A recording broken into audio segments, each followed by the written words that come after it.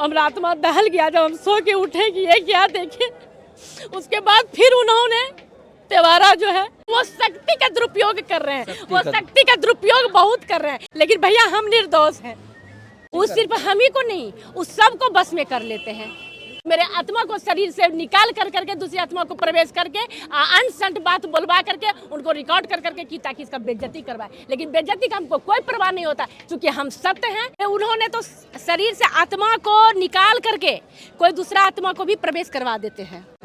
हम जब उनको बोले कि आप उस आत्मा को हटाइए मेरे शरीर से, हमको पीड़ा होता है, हमको कष्ट होता है, तकलीफ होता है, ऐसा क्यों करते हैं, तो उनका जवाब बड़ा डिफिकल्ट था।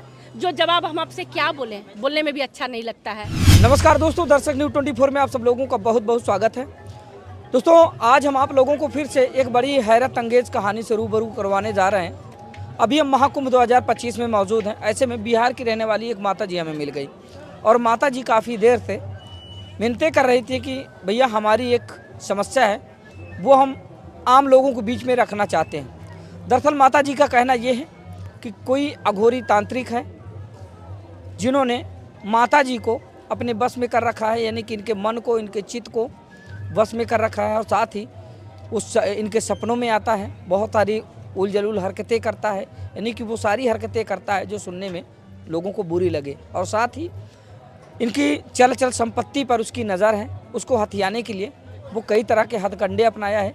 तो दोस्तों क्या आज के इस आधुनिक युग में ऐसी बातों पर भरोसा किया जा सकता है?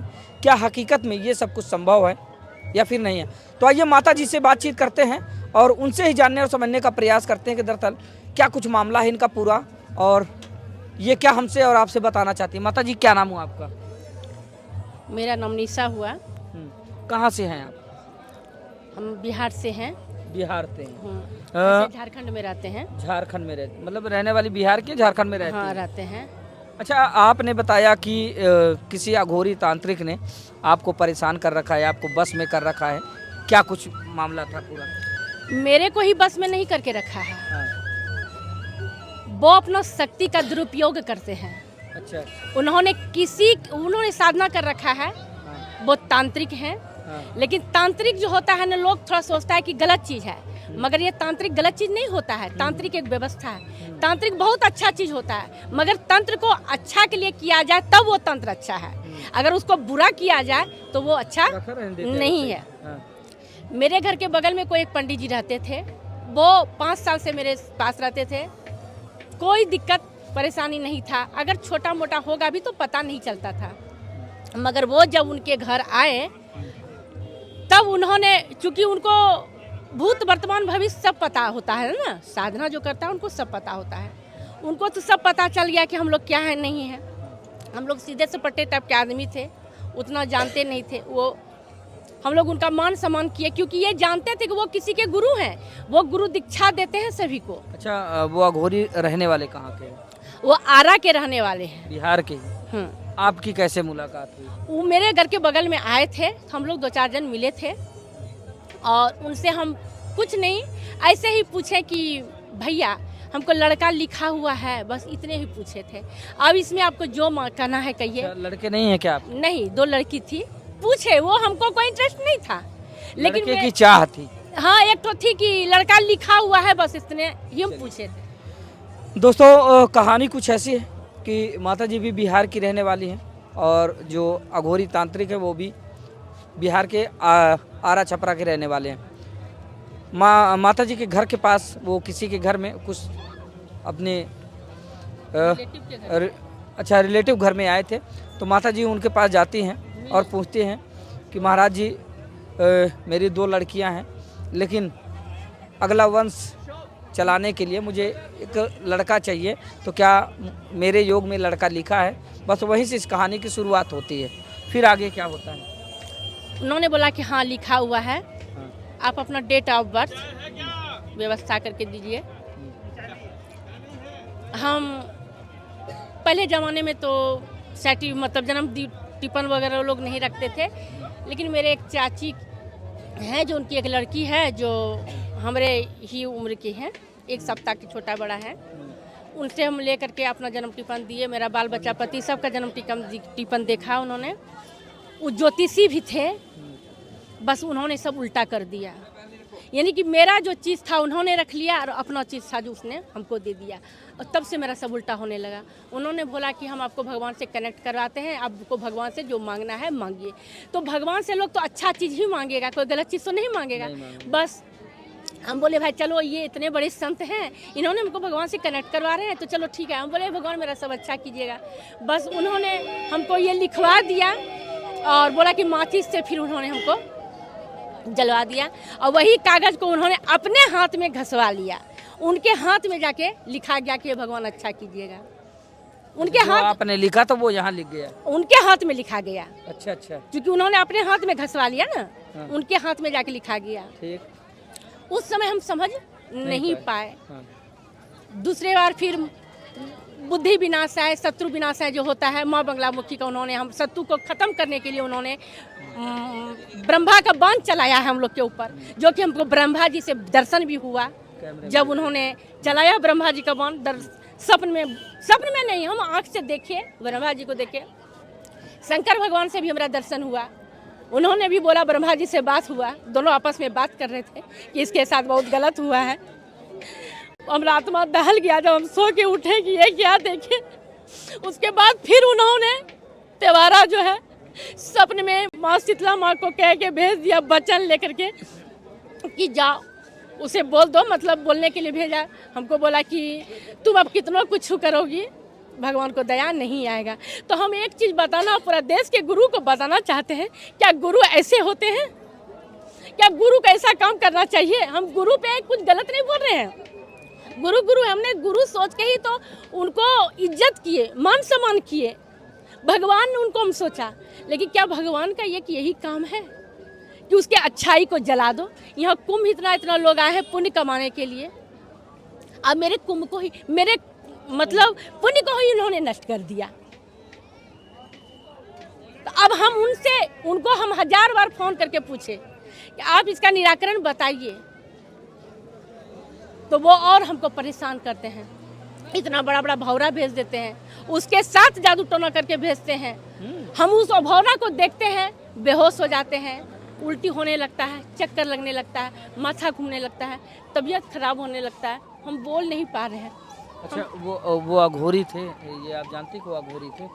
हाँ, अघोरी उनका पूरा खानदान है। अच्छा, कैसा वेशभूषा उनकी? वेशभूषा अघोर वाला नहीं है, वेशभूषा जैसे हम और आप हैं। अगर वो अघोर वाला वेशभूषा रहता तो हम उनसे कभी नहीं मिलते। थोड़ा पानी पी लें।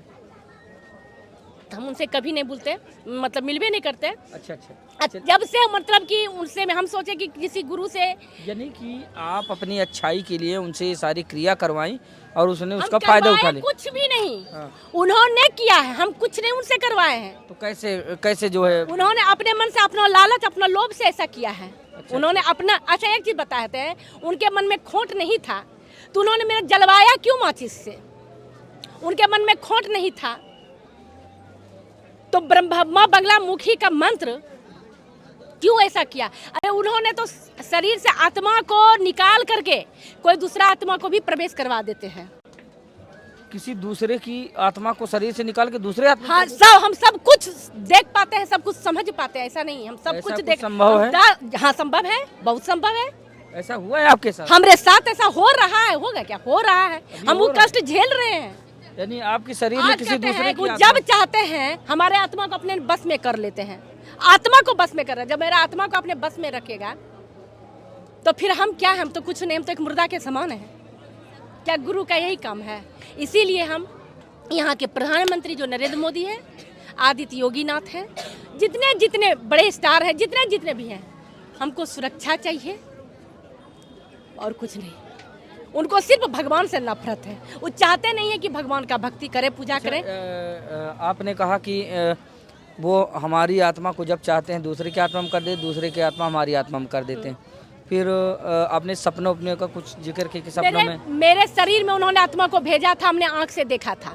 अच्छा अच्छा, हम जब उनको बोले कि आप उस आत्मा को हटाइए मेरे शरीर से, हमको पीड़ा होता है, हमको कष्ट होता है, तकलीफ होता है, ऐसा क्यों करते हैं?